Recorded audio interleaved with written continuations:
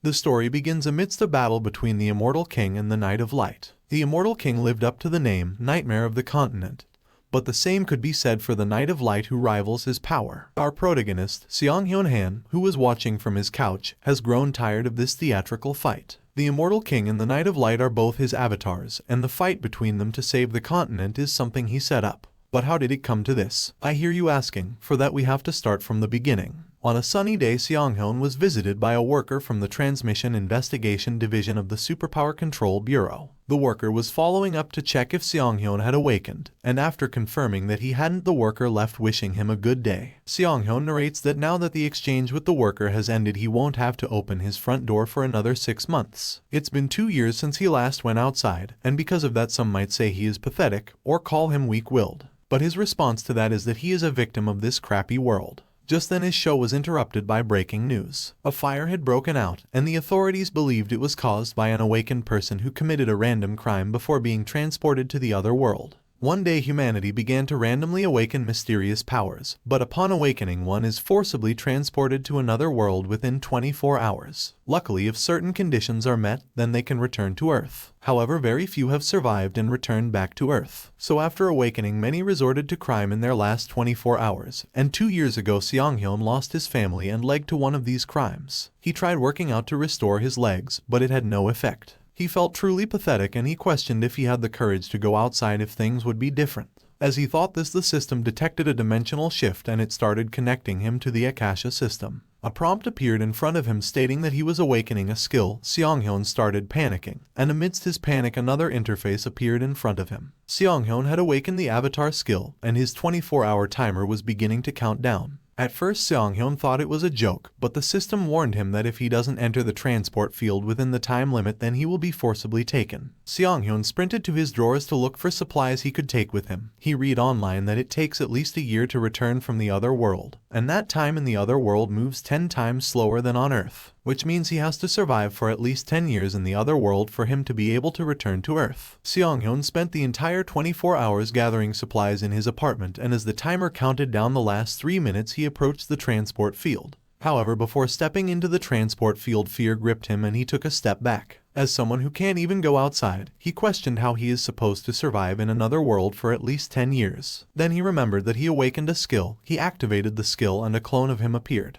Before he could process what was happening, his head suddenly started hurting, and his vision split in two. He quickly guessed that he was sharing sight with his avatar, but moving separately from his avatar makes him dizzy, and moving simultaneously is impossible. The system interrupted his thinking, informing him that he has a minute left until transport. Seong-hyun felt hopeless, and he questioned why the system gave him such a useless superpower. He wished that someone else would take his place. Then he got an idea. He moved his clone into the transport field, and once the timer hit 0, the transporting started. The transport field recognized his clone as him, and his clone was transported to the Outerica dimension. But for some reason he felt as if he was the one who was sent to the other world. The system explained that Seong-hyun can return to Earth via the return option in the karma shop. He can collect karma by adventuring, and his current karma balance is 0. Seong-hyun panicked, but he realized that he was just sharing sight with the avatar. The skill was making him dizzy, so he dismissed the skill and quickly ran towards the bathroom to throw up. Seong-hyun felt grateful that he was able to avoid the transport, and he summoned his avatar again. The avatar appeared in front of him, and Seong-hyun observed it trying to figure out what he could do with this skill. Then he received a message from the system congratulating him for returning to Earth without using the karma shop.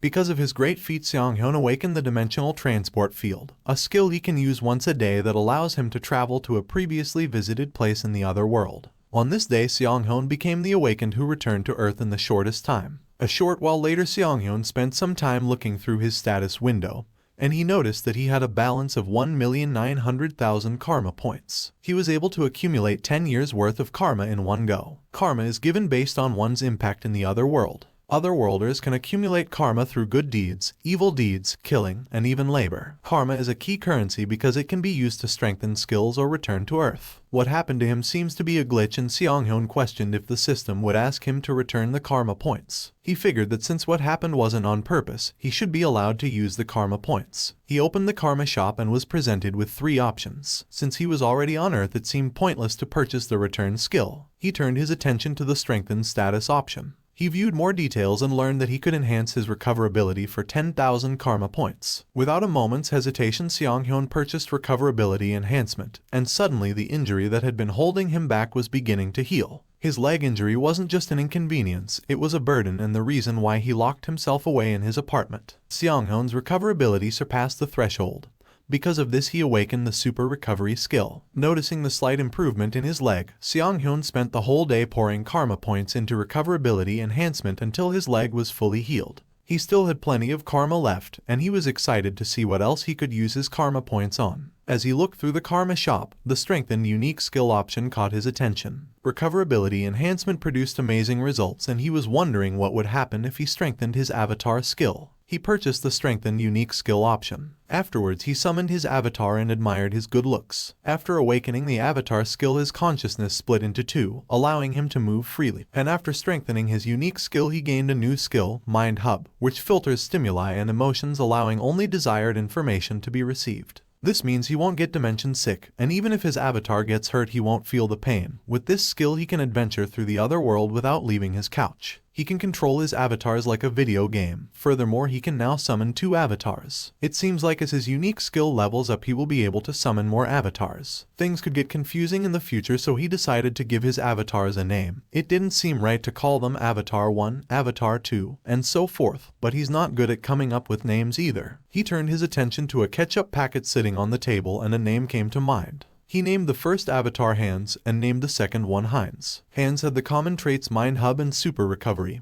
He also had an affinity for magic. On the other hand, Heinz had the same common traits, but his durability was extremely high. Seong-hyun was slightly disappointed by his avatar's individual traits, but it was time for the main event. He sent Heinz outside to throw away 1 year's worth of trash, and he transported Hans to the other world. When Heinz stepped outside, Seong-hyun didn't feel any anxiety thanks to his Mind Hub skill, and at the same time Hans's transportation to the other world was finished and Hans arrived safely. It was already nighttime in the other world, but the forest seemed peaceful, so he made his way through the forest with the thought that he wouldn't run into any monsters. However, he ended up encountering a black leopard. The leopard jumped at Hans and he reached behind his back and grabbed his short sword. He blocked the leopard's attack, and noticed that his main body didn't feel any fear or pain. In other words, this is like playing a video game. Hans stepped back from the leopard and infused magic into his sword. Then he stabbed the leopard. Afterwards, he dropped to the ground to catch his breath. His avatars are weak, and that short exchange with the leopard was enough to completely drain his energy. If he stays here and runs into another monster, then Hans will be in danger. As he said this, he noticed a village in the distance. Hans headed for the village, and some time later we see him at the village talking to the chief Malcolm. Malcolm welcomed him and took him on a tour around the village. Malcolm praised Hans for being able to make it through the monster-infested forest path at night. Hans chuckled and explained that he ended up in pretty bad shape. He asked Malcolm if he could spend the night at the village, and Malcolm welcomed him with open arms. As they continued their tour, he pointed out how unusual Hans's clothes and gear was. He asked him if he was from a faraway place. Hans explained that he was, and that he has been wandering around and collecting things here and there. It's been a while since they've had an outsider, so Malcolm was excited. He announced that the whole village will have a drink at the tavern. Later that night, after drinks, Hans laid in bed thinking about how kind Malcolm has been to him. It's been so long since he interacted with people, so he didn't expect talking to the villagers to feel so heartwarming. As he dozed off, a person entered his room and stood in the shadow, watching him sleep. Back on Earth, Seong-hyun was having a celebration of his own. Being able to explore the other world while drinking and eating was the best scenario he could have asked for. But he felt bad for Heinz, who is currently doing strength training to take advantage of his durability skill. Both of his avatars were working hard, so he decided to do some research online to gather more information about the other world. As he opened his computer, he suddenly got an ominous feeling, and shortly after a prompt from the system appeared stating that his avatar had died. Hans should have been safe in the village, so Seong-hyun guessed that it must have been Malcolm's doing. Seong-hyun held his head, expressing that he should have been more careful. Then the system suddenly started reconnecting him to Hans again. In the other world, Malcolm, who was joined by another villager, felt disappointed. He thought Hans would have been useful, but he turned out to be useless. Hans came from the monster-infested forest alone, so he thought he would have some talent, but in the end he ended up just becoming an elite skeleton. Sometime later, the system was able to reconnect Seong-hyun to Hans, and immediately he noticed that he was a skeleton. He received a message from the system telling him that Hans's species has been changed to undead, and he acquired the special skill Corrupted Heart. As he tried to process what was going on, he received another message from the system explaining that even though Hans has been turned into an undead, there is no mental corruption due to the Mind Hub skill. Seong-hyun looked around trying to figure out where he was, and he noticed that the room was filled with skeletons, zombies, and other undead monsters standing in an orderly line. He dreaded the thought that they might be the other villagers. Suddenly, a worker entered the room. Seong-hyun recognized him from yesterday, and he questioned if all the people he met in the tavern yesterday were necromancers. The worker started complaining about being stuck in this remote forest for so long. As he walked, he turned to Hans and glared at him. Seong-hyun felt nervous and he thought to himself, questioning if the worker realized that Hans was able to move freely. The worker complained about no one doing their job correctly, and he ordered Hans to move into the line with the other skeletons. Hans's body suddenly started moving on its own, and Seong-hyun could feel a force trying to move Hans against his will. The force was weak enough that he could resist if he wanted, but he decided to follow along. The worker continued complaining, and shortly after he exited the room. The power the worker used just now felt very familiar to Seong-hyun. It was similar to the power he uses to control Hans's undead body. Hans has a magic affinity trait, making it easy to understand the mechanics of this power. Seong-hyun thought that with some practice, he too could control the dead. 1 week later, Seong-hyun was finally able to control another undead, although his control is extremely clumsy. Moreover, at his current level, he can only control one undead at a time. His thought was interrupted by a mouse nibbling on his feet. He grabbed the mouse and held it up to his face. It was the same mouse who has been scratching at Hans's heel for the whole week. It was difficult to catch the mouse because it was small and fast. This gave Seong-hyun an idea. If he could control the mouse instead of another skeleton, then his control should be way better. He decided to give it a try. He infused mana into his finger and killed the mouse. Afterwards, he brought it back to life. He named the mouse Alfred and he set him loose to spy on Malcolm. Alfred made his way outside and found the worker from a week ago. The worker was trying to enter the other warehouse, and Seong-hyun planned on making Alfred follow him. But he was stopped by the strong and menacing mana that spewed from the room. Even if he neutralizes his emotions with Mind Hub, Seong-hyun could still instinctively feel the dark mana. His instinct was screaming at him that it would be dangerous to get any closer, so he decided to wait outside for the worker. Some time later, he followed the worker outside and hid close enough to hear his conversation with another worker. Worker 2 praised Worker 1 for the work he has been doing recently, but Worker 1 started complaining. He asked when the ripening process will end. Whether it's the fragment of the Immortal King, he feels like his lifespan is being sucked out wherever he goes. Worker 2 assured him that they should be done soon. However, Worker 1 continued complaining. He didn't see the point in guarding this place when they had traps set up in every building. After gathering information, Alfred tried sneaking away quietly. However, he was suddenly struck down by dark magic. Malcolm, who was behind the dark magic, observed Alfred and noticed something strange. Alfred's body was filled with dark energy, but he didn't sense any dark magic from it. He wondered if Alfred naturally turned into an undead because of the dark energy in the village. There is only one place in the village with a high enough concentration of dark energy to turn a creature into an undead. Malcolm approached the two workers and interrupted their conversation. He asked Worker 1, Jeffy, if he was in charge of the warehouse today. Seong-hyun apologized to Alfred and promised to get revenge on his behalf. Shortly after, Jeffy came storming into the warehouse complaining about how Malcolm reacted over one rat. In a rage, he yelled at one of the zombies to get in line, and when the zombie wasn't obeying his orders, he attacked the zombie. The zombie fell to the ground, and Jeffy grabbed him by the head. He recognized the zombie. It was the arrogant Aujasi who rebelled against him. He remembered when the zombie declared that he wouldn't let him be if he messed with his family. He asked the zombie if he had something to say now, but when the zombie didn't respond, he remarked that he forgot he plucked out his tongue. He got bored, so he dropped the zombie's face on the ground and walked away, expressing that it was fun when they hunted down every single bastard in this village. But still, he remarked that the zombie must be happy because he is with his wife. The zombie stood up and sneaked up on Jeffy and bit him on the neck. Jeffy was shocked. He dropped to the floor, wondering why the zombie was acting on his own. The zombie approached him and he ordered it to stop. However, the zombie wasn't following his orders. He tried activating a spell, but a ghoul in the warehouse covered his mouth. Then all the skeletons, zombies, and undead monsters attacked him.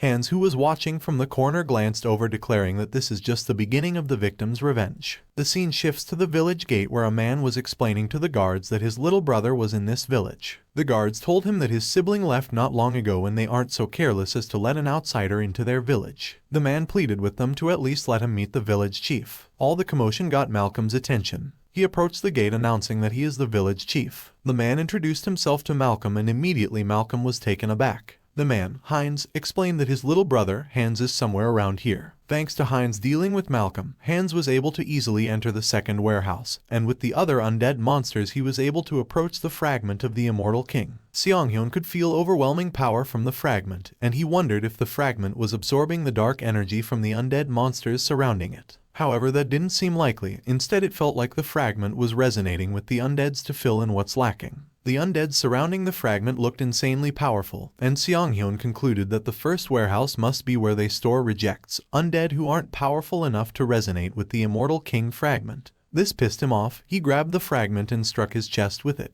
The scene shifts to the village gate where Heinz was explaining to Malcolm and the guards that because he and Hans are twins they can always tell where the other is. Malcolm chuckled, saying he found that hard to believe. His expression changed suddenly and he shouted that something was wrong with the fragment. He ordered the guards to kill Heinz, and he turned into a dark creature and headed for the second warehouse. The guards took a battle stance, but Heinz suddenly disappeared. The scene shifts inside the second warehouse, where Hans's head was being overwhelmed with a flood of negative emotions. The flow of negative emotions was relentless, even though it was being filtered by his mind hub skill. There is no way someone could withstand absorbing the fragment and still have their sanity intact. His body released an explosion of mana, and as the dust settled he received a message from the system. The entity has met the conditions and is evolving. Hans evolved into the immortal mage, Demolik. Some notable information. Hans's rank has increased due to the power of the fragment of the Immortal King.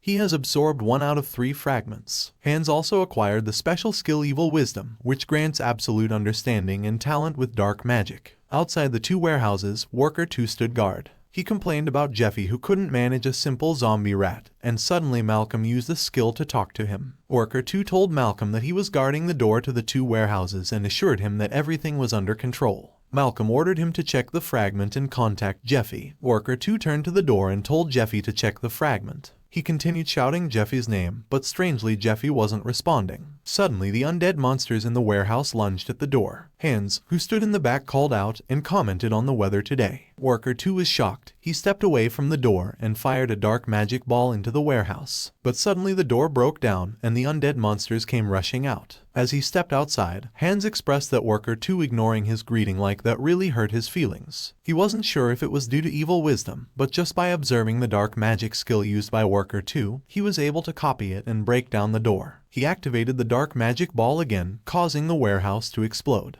Afterwards, he set the undead monsters loose. However, the undead monsters were sent flying back to his feet. Malcolm, Vow of Defiance Elder, was overflowing with dark energy, and he demanded Hans tell him what he did with the fragment. Hans asked him if he remembered him, and explained that thanks to Malcolm he lost his heart, so he picked a new one up from the warehouse. This angered Malcolm. He lifted his hand in the air and activated the Finger of Death skill. He fired a beam of dark magic at Hans, and before he could react, Hans's left hand was broken. Hans told Malcolm that it's rude to attack someone in the middle of a conversation. Malcolm shouted for him to be quiet. He poured every resource he had into the maturation process for years, and declared that he was so close to obtaining the strongest power in the world. His plan didn't end with some elite skeleton turning into a Demolik. He activated the Thorn of Darkness skill, and vines of dark mana traveled through the ground and trapped Hans. Hans escaped the entrapment with a shield, and he declared that he didn't care how many resources Malcolm poured into this. He is the only suitable person for the fragment. Malcolm wasn't sure how Hans resisted the corrosion,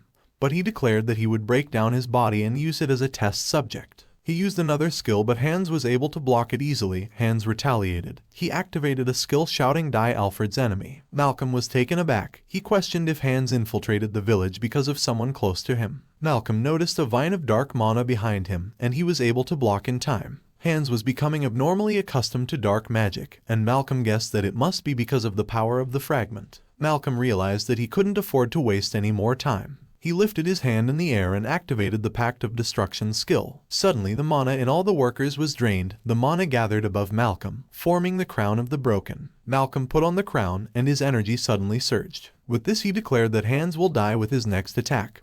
But as he shouted his next skill, Hans fired a beam of dark mana directly to his heart. He dropped to his knees, and Hans remarked that he almost fell asleep listening to Malcolm shout the name of the skill he is planning to use. But thanks to him he has grown accustomed to dark magic. As he took his final breath, Malcolm remarked that he couldn't believe that he would die like this. After Malcolm's death, Hans looked up to the moon, asking if Alfred was watching. He had avenged him, ensuring he could now rest in peace. The scene shifts to a church building. Inside we see a woman praying to a statue. She suddenly stopped praying and quickly exited the prayer room. The saint, Riester, called out to Bishop Martin and asked him to contact the others. She explained that a sign of the immortal king's resurrection has been detected from the west. The bishop was struck with fear, so he left immediately to convene a meeting. The immortal king is the one who plunged the continent into fear hundreds of years ago. However, Riester was determined not to let something like that happen again. Back at the village, Seonghyun went around taking note of the damage his fight with Malcolm caused. The few undead he managed to gather were almost wiped out.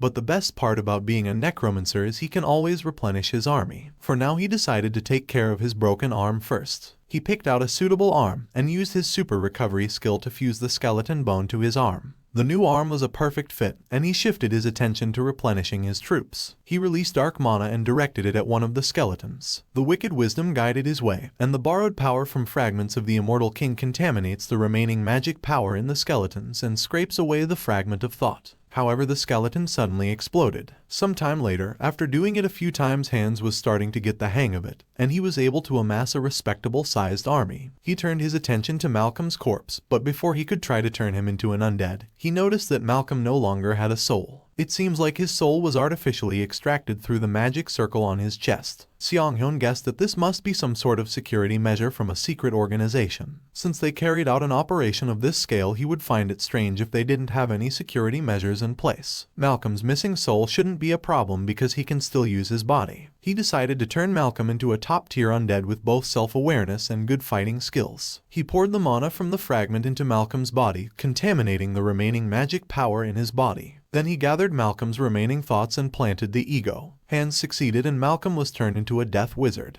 Malcolm asked Hans for his orders. Seonghyun was surprised that not only did the death wizard have self-awareness, but he was also able to speak. He named him Malcolm and explained that from now on he will obey him. Malcolm didn't answer, so Hans smacked him across the face. Malcolm responded saying he understands. Malcolm didn't seem to have any memories of his past life, but that doesn't mean the crimes he committed will be overlooked. Hans planned on harassing him from now on so he atones for his sins. He called Malcolm's name and pointed out how nice his staff looks. A short while later we see him approaching a pile of skeleton bones and undead corpses. He noticed the young zombie who killed Jeffy. He placed his hand on the zombie's head and prayed he rest in eternal peace with his family. After paying his respects, he set the pile ablaze. Back on Earth, Seonghyun finished stuffing himself with some chicken wings, and afterwards he decided to check the price of gold. The village had so much gold, and thanks to Hans he has amassed all that treasure. He wanted to take a look at his loot, so he summoned Hans. However, Hans's energy was overflowing, and he had to immediately cancel the summon. Seonghyun thought for a moment that he was going to die. He didn't know what to do because he needed to summon Hans to check his loot. He wondered if he should strengthen his unique skill first and open the karma shop. When he opened the shop, he was surprised to see how much karma he had amassed. The last time he checked, he only had a little over 400,000. But now his balance was sitting at 800,000. He strengthened his unique skill for 300,000 karma points. The number of avatars he could summon increased, and his mental strength exceeded the standard. This met the condition to acquire the skill Serenity. Serenity prevents his mind from being swayed by external stimuli and protects against mental attacks. A short while later we see Seonghyun sorting through the treasures he amassed from the village. He was now able to stand right beside Hans, and he notes that unlike the Mind Hub, it seems that Serenity can be applied to his body. He found it strange how he always seems to get the skills he needs, but he decided not to question it. After sorting through the treasure, he decided to go sell the gold. Sometime later, Seonghyun brought the gold to a jewelry store and asked them to deposit everything into his account. After some time, he left the jewelry store with a cheerful attitude. As he walked back to his apartment, he narrates that he hid Hans in his shadow using dark magic in case of an emergency. He even put a mask on him just in case he had to summon him, but it seemed like he went through all that trouble for nothing. As he said this, there was an explosion back at the jewelry store. The robbers declared that they hit the jackpot today. They never expected that there would be so much gold in such a remote place. The robbers ran away and came face to face with Seonghyun. Seonghyun froze due to fear. These robbers were villains, those who commit crimes using their awakened power. There are guardians who protect citizens from such villains, but just like back when he lost his family, they are slow to arrive. The villains knocked him to the ground and quickly ran away. Seonghyun felt like he couldn't do anything against them. The scene shifts to the villains who were nearing their escape portal. However, they noticed that their accomplice who was in charge of the portal was knocked out on the ground. One of them, a werewolf, approached her trying to figure out who did this to her, but the other villain turned his attention to the skeleton standing in the corner of the room with a menacing aura. Since he felt like he couldn't do anything, Seong-hoon decided to leave the villains to Hans. Outside the building, guardians from the South Korea Returners Association arrived, and they rushed into the building. However, when they entered, the villains were already defeated. It seemed like it hadn't been long, so they guessed that the one who defeated the villains must be nearby, and they spread out to look for the culprit. Hans turned into a shadow and returned to Seong-hoon. Seong-hoon felt refreshed, and as he returned home, he expressed that relieving stress like this from time to time may be a good idea. The next day he sent Heinz to the other world, and after a few hours of wandering around, Heinz finally arrived at his destination.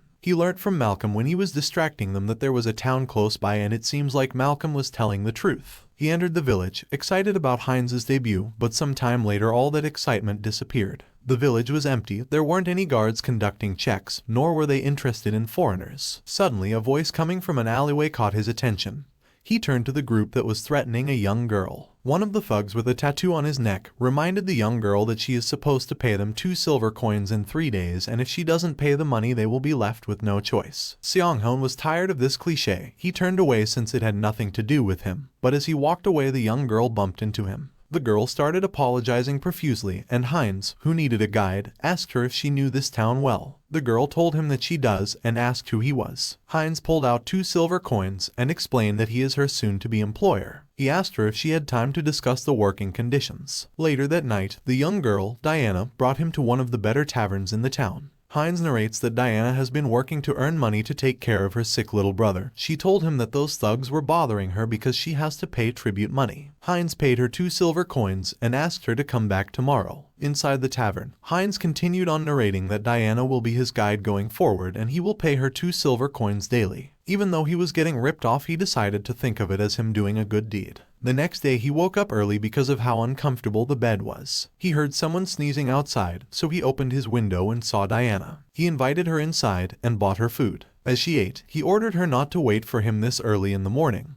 He asked her to come during lunchtime instead. Diana agreed and she asked him if he was going to finish his food. Heinz gave her his portion of the food and she stored it in her pouch. After eating, Diana took him on a tour around the town.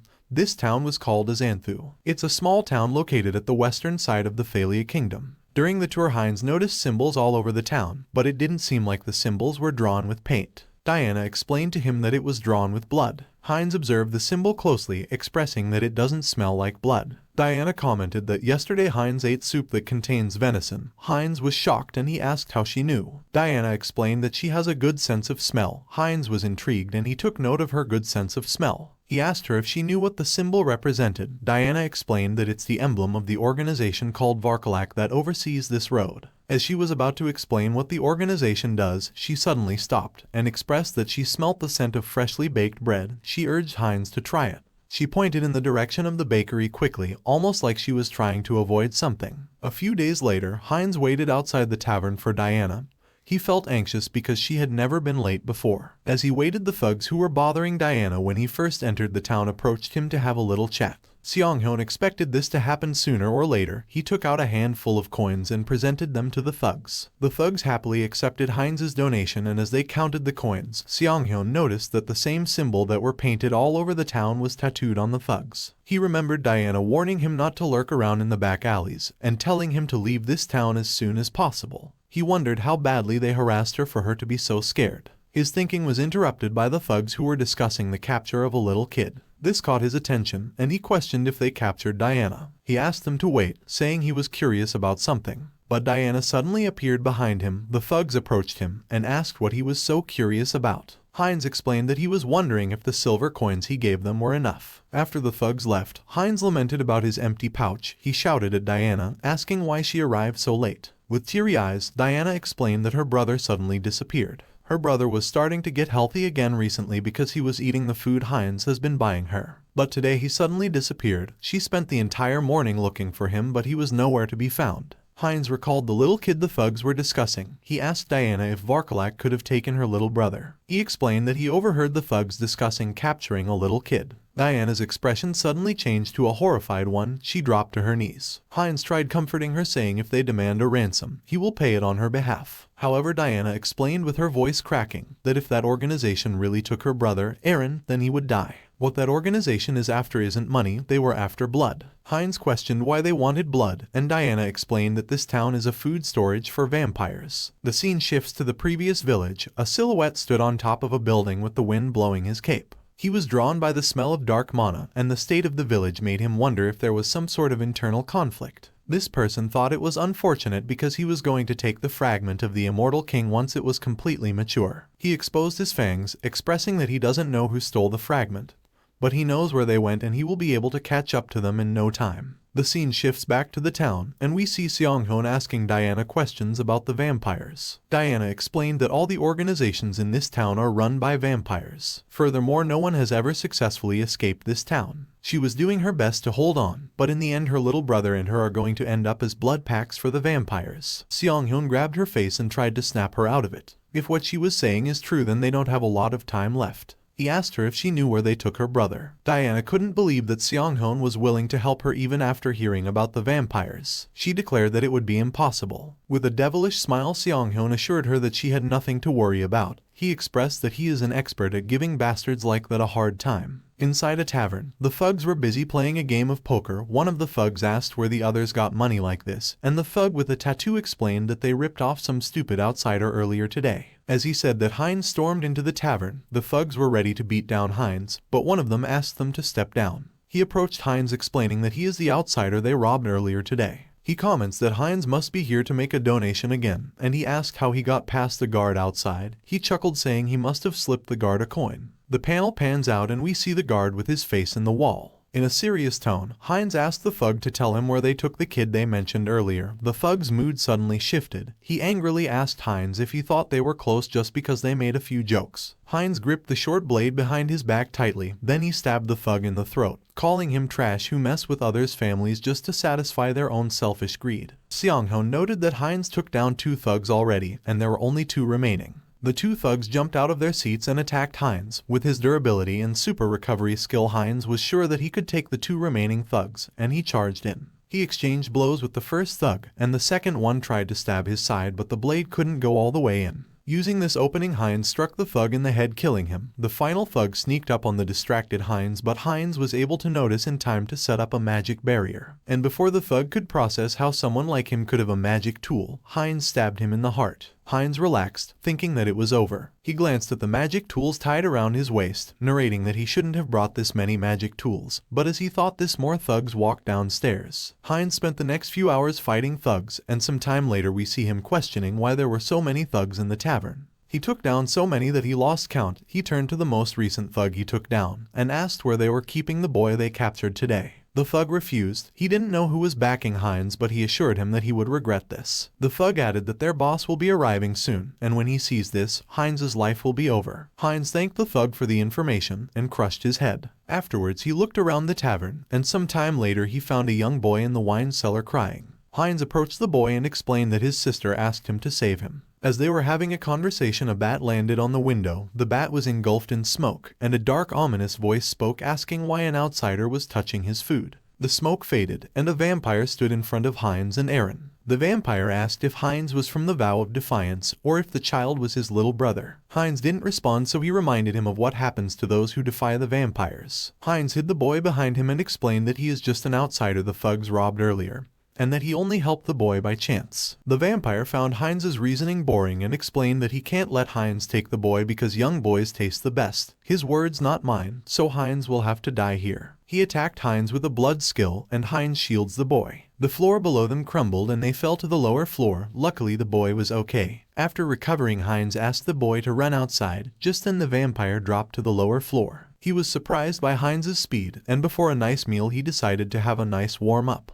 Heinz pushed the boy towards the door and ordered him not to come back no matter what happened. He did his best to hold off the vampire, but the difference in strength was made clear. The vampire was impressed by Heinz's solid body and his recovery ability. It wasn't the meal he planned, but it seems like Heinz would be quite the delicacy. Heinz tried fighting back, but his hand was torn off. Then the vampire leaned in to suck his blood, but Heinz refused to die like this. Determined to take the vampire with him, he activated a magic tool. His body was caught on fire, and the fire spread to the vampire's clothes. The vampire let go of him and stumbled backwards. Heinz noticed when he fell to this floor earlier that the wine that was being stored in the barrels spilled all over the floor. He turned his attention to the magic tool tied around his waist, thinking that he could turn things around with the plan in his head. He rushed the vampire and tried to take him to the ground. The vampire fought back with all of his strength. He knew that if Heinz took him to the ground, then the fire would spread and they would both burn to death. He cut Heinz in half and started chuckling, saying it was a good plan, but his fragile body got in the way. Heinz headbutted the vampire into a pool of spilled wine, reminding him of his solid body and recovery ability. Then as he fell into the pool of spilled wine, he declared that he is a tough delicacy. As Heinz hit the pool of spilled wine, the whole tavern suddenly exploded. Thanks for watching. If you enjoyed the video, then watch another one. Also, don't forget to like and subscribe.